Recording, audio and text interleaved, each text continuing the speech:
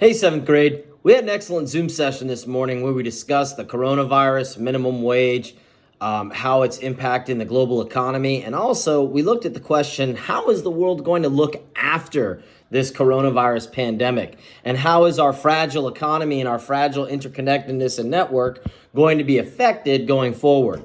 I took some notes of what we were going to talk about during our discussion this morning, and I took some notes afterwards. And so here's some things that we did in our discussion this morning, and here's some things to think about going forward.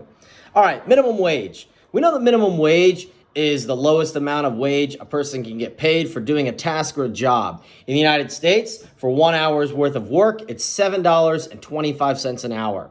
Waiters and waitresses, it's a little lower, but you factor in they get tips, and so it all equals out. Basically, if you work at Walmart, you work at Target, the Home Depot, Lowe's, REI, anywhere. Any job you do in the United States, minimum you get paid $7.25 an hour for your job's work. Think about it, and one of you said this morning, which was excellent. What is a minimum wage type of job? Well, it requires little academic or physical skill. It requires little skill at all. Now, a big thing we took away from this morning was, yes, it's a low-skill job that doesn't require a high education, but it doesn't mean it's not an important job or an important skill. For example, right now, REI is closed.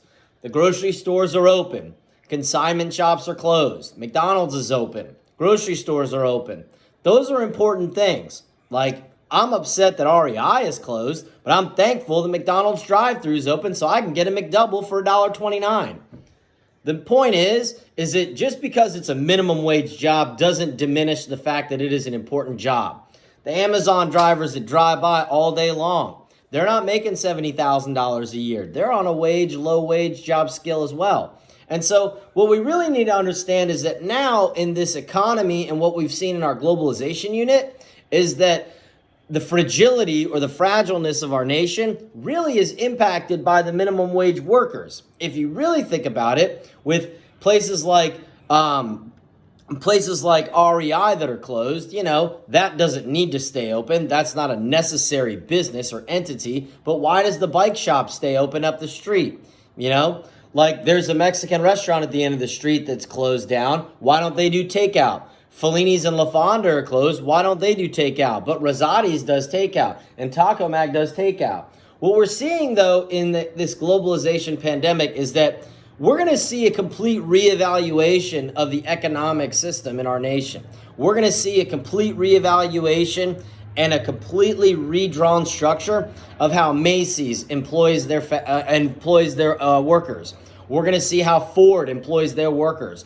We're going to see now a different approach to how companies employ people, what types of benefits they give people. We're also going to see how the numbers are going to be changed as well. For example, a restaurant that was doing very, very well economically that had 15 employees may cut down to 12 or 11 and then have those workers work a few more hours. So that way it's less that they have to pay another employee. So that's a way that these companies are going to try to bounce back.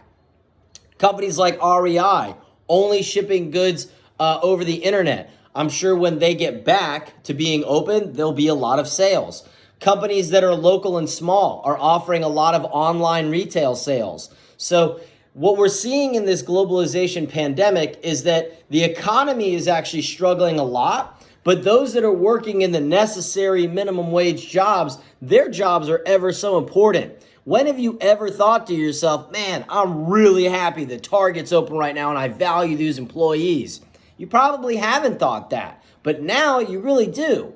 You're really thinking about how important the Amazon delivery person is. You're thinking about how important it is to work in a toilet paper factory making toilet paper for minimum wage.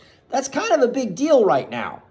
Now, again, we're not downplaying minimum wage. We're actually saying it's more important than we think.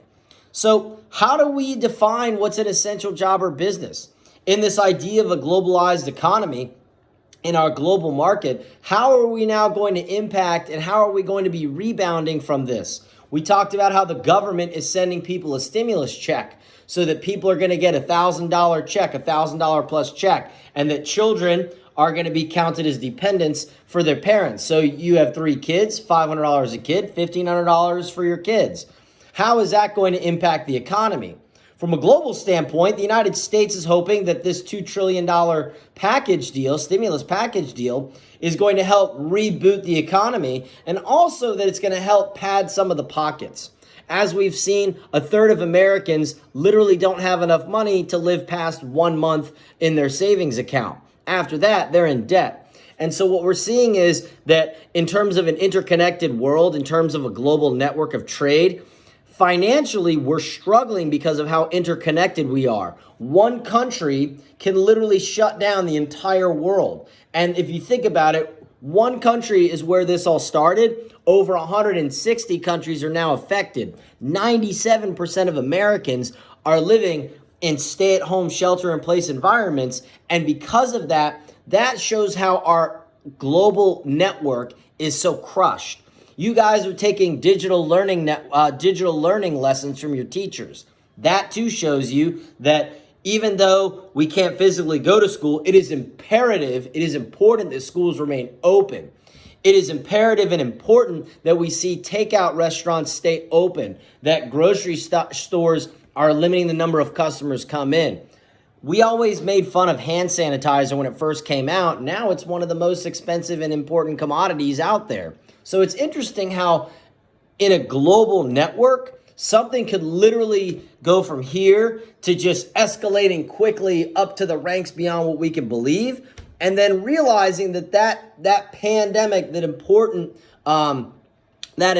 impact on our economy can also socially affect us and also have a big ripple. It's like a rock. If you drop I know that was a big tangent of nothing. When you drop a rock into a pond, it's not the initial splash, it's the ripples that go outward that have the biggest impact on the body of water.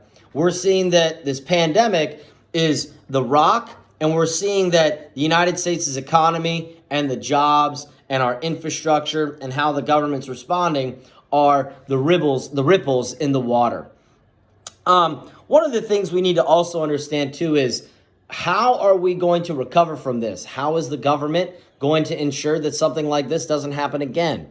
How in a global network can we make sure that other countries truthfully reveal their sources and their information to the world? Is a country like China and South Korea, are they publicly telling the truth, or are they, fixing the numbers to make it seem not as bad? And then how do we hold nations accountable for doing that?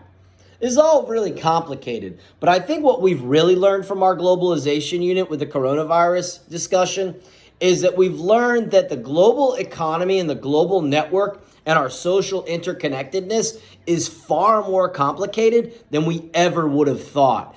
And now we have to think about this going forward, and it'll never be the same. Our interconnectedness as a world will definitely change from this point going forward.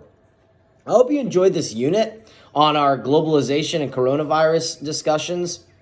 I hope you enjoyed the readings and the videos, and I hope everyone has a wonderful spring break. Be good.